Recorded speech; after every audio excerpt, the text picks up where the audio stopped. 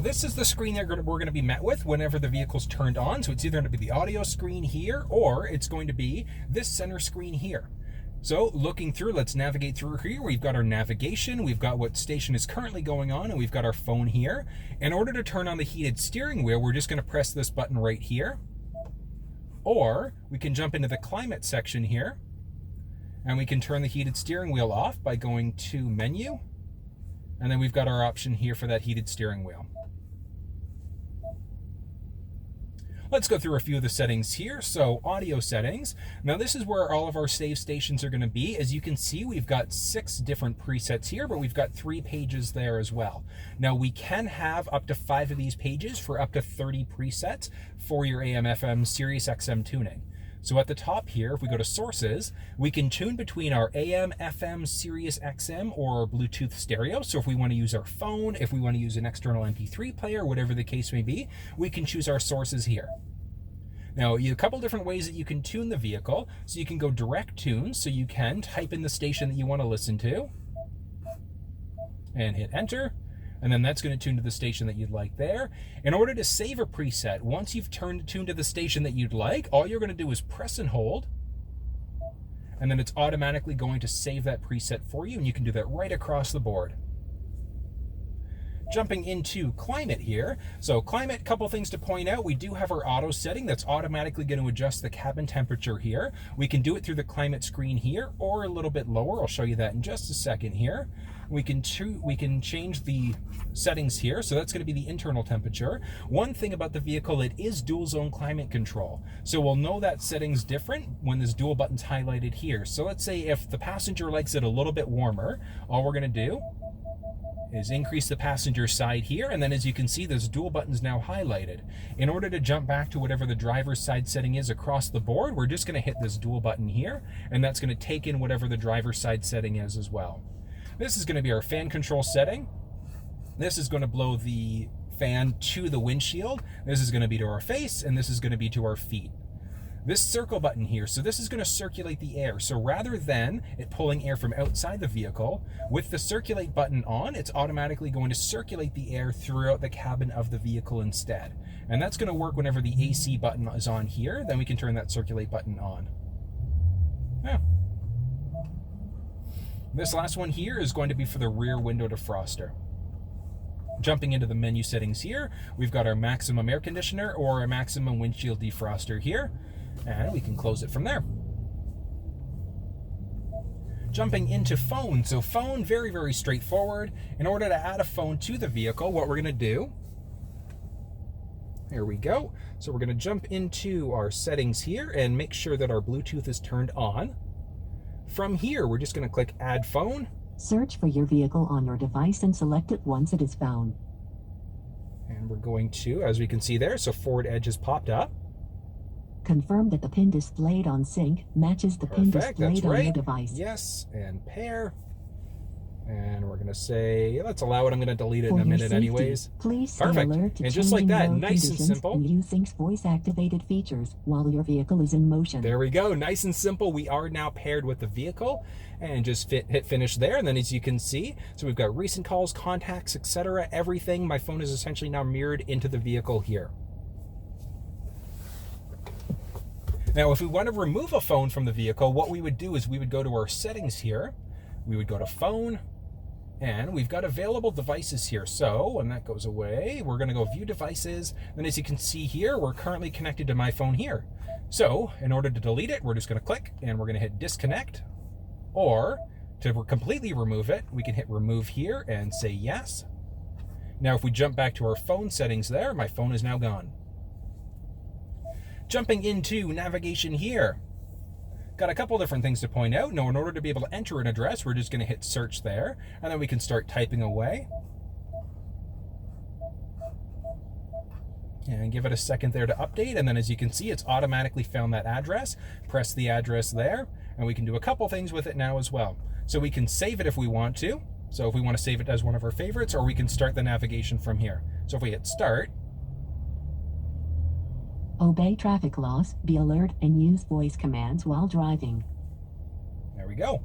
Now, in order to be able to cancel out a navigation that we've currently got going on, all we're going to do is press the X button at the top here, and yes, we want to cancel that route. And pressing the controls button here, let's go back up to menu now. We've got a few different things that we can look through here. So going through, the big one is going to be navigation settings. And we've got our map preferences, route preferences, and our navigation. So map preferences are going to be a few things, so we can get rid of the 3D model. We can add in some POI icons. So point of interest would be things like gas stations, Tim Hortons, or coffee shops, things like that. The big one to point out is going to be under route preferences. So if you have a preference to not use tolls or toll roads, so things like the 407, or if you don't like to go into tunnels, we can avoid tunnels or avoid toll roads, whatever the case may be. And the navigation, the route that the car sets up, is going to avoid those things for you. Lastly, going to be navigation preferences. We've got a couple options in the navigation preferences, mostly just the guidance prompts, so we can change the way, whether it's voice and tones, voice, or only tones. So that's a chime as we get closer to the turn that we need to be making. Now let's go back here, and there we go. Now our apps, that's going to be tied into having our mobile device connected. So if you don't have your phone connected, you're not going to be able to use the apps, right? And with the exception, obviously, of the Sirius XM. The big one that you're going to use here, the vehicle does have built-in navigation. However, if you prefer to use, let's say, the Waze app, you can do that. You can have your iPhone connected or your Android device, and then you can essentially mirror the phone onto the vehicle here, and then you'd be able to use the Waze app directly through the center console screen here instead. Looking at our settings menu now, we've got some generic sound settings. That's going to be for things like our treble, mid-range, bass, all that fun stuff. Our clock setting here. So clock setting by default is going to be our 12-hour time, so our AM versus PM. If you prefer military time, all we're going to do is press this button here, and all of a sudden we've got military time. And let's turn that off. From here, we've got auto daylight savings time. Fairly straightforward. It's automatically going to update the time for you based off of daylight savings time. So it's going to either spring you forward an hour or make you fall behind an hour, depending on the time of year. And from here, we've got our auto time zone update. So if you're heading to the East Coast, West Coast, whatever the case may be, it's automatically going to update the time zone depending on what time zone you're currently in. Really, really cool feature to have turned on. From here, Bluetooth devices, we can turn Bluetooth for the vehicle off, or we can add a Bluetooth device, whether that's a cell phone, MP3 player, whatever the case may be. Phone, fairly straightforward. We would go there in order to view, add, or edit our devices. Radio gives us a few options, so we can get rid of the text that shows up there. And back a setting, 911 Assist is going to be tied into your cell phone. Your phone does need to be hooked up in order for 911 Assist to work. Navigation, we've already gone through these preferences earlier. Moving back, we've got our mobile apps again. So just another way that you can get to the app screen here. And we've got our general settings now. General settings lets us change the language. So we've got English, Spanish, or French. Temperature, we can choose between Celsius or Fahrenheit. Measurement units would be between kilometers or miles. And now the beeping that we're getting here. If you don't like that beeping, you can get rid of the touchscreen beep here. And as you can see, that beeping's now gone. Automatic system updates, I recommend making sure that is turned on.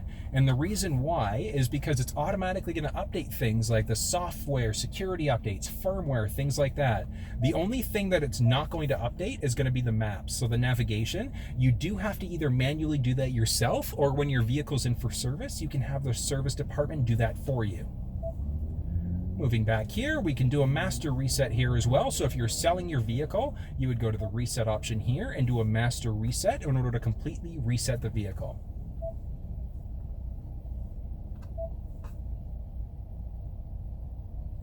Couple other options here. We've now got Wi-Fi and our Ford Pass Connect. So Wi-Fi, I do recommend keeping your vehicle connected to Wi-Fi when you're at home. And the reason why is because the vehicle with automatic updates turned on is automatically going to update firmware and software for you when you're connected. Ford Pass Connect, the vehicle it does have a built-in modem. It means that it's allowed to essentially act as a wireless hotspot, so you can connect up to 10 devices at a time.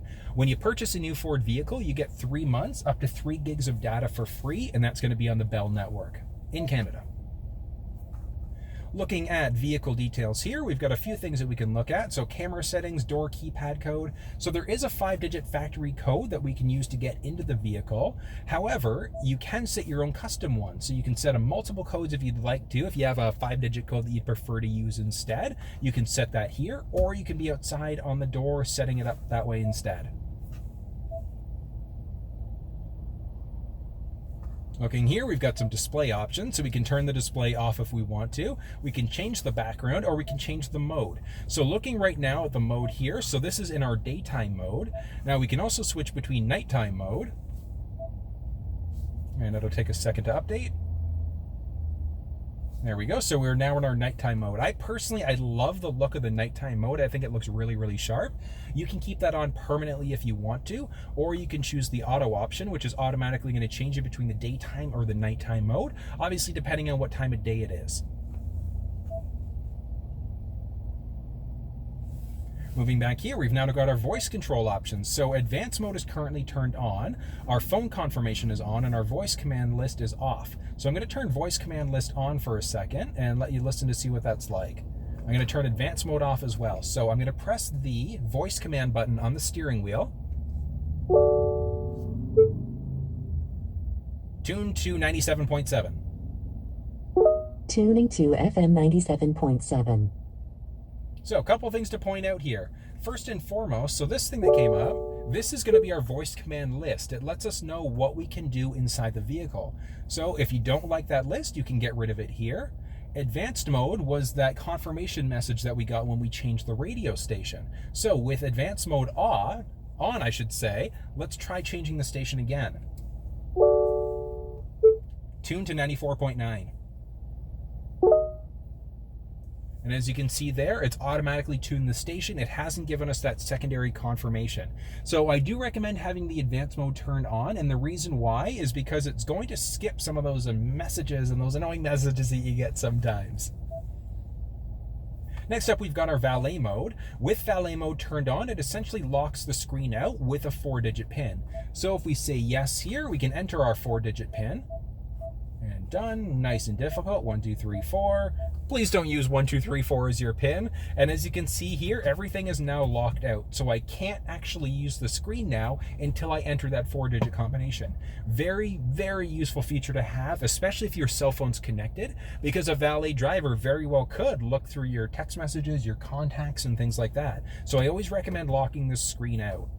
1, 2, 3, and 4, and we've entered that code again. As you can see, everything's now active, and we can now use it again. Scrolling off, the last one here is going to be our ambient light settings. So obviously we're in the daytime right now, so we can't see this ambient light, but it's going to be in the cup holders and a few places strategically around the vehicle as well. And we can select the ambient light that we prefer.